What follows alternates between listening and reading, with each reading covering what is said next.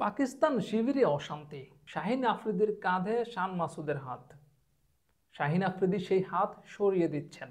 তাদের মধ্যে অন্তর্দ্বন্দ্বের বিষয়টা চলে আসে প্রকাশ্যে। পাকিস্তানের ড্রেসিং রুমে যে দ্বন্দ্ব চলছে সেটা এখন স্পষ্ট। বাংলাদেশ সিরিজের আগেই এই বিষয়টা নিয়ে বিভিন্ন রকমের কানাঘোষা চলছিল।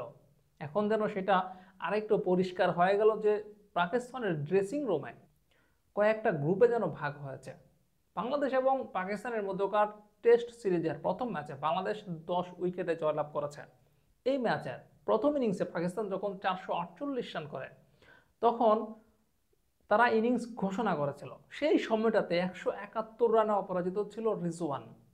তাকে ডাবল সেঞ্চুরি করার সুযোগ না দিয়ে ইনিংস ডিক্লেয়ার করেছিল শান মাসুদ, যেটা নিয়ে অনেকেই সমালোচনা করেছেন। এই বিষয়টার কারণে অনেকে বলেছেন যে রিজওয়ান যাতে ডাবল সেঞ্চুরি করতে না পারে সেজন্য ইনিংস ঘোষণা করেছেন শান মাসুদ। এবং অনেকে এরকমটা মনে করছেন যদি প্রথম ইনিংসে পাকিস্তান ইনিংস ঘোষণা না করতো তাহলে বাংলাদেশের কাছে পাকিস্তান এই ম্যাচটা কখনোই হারে না।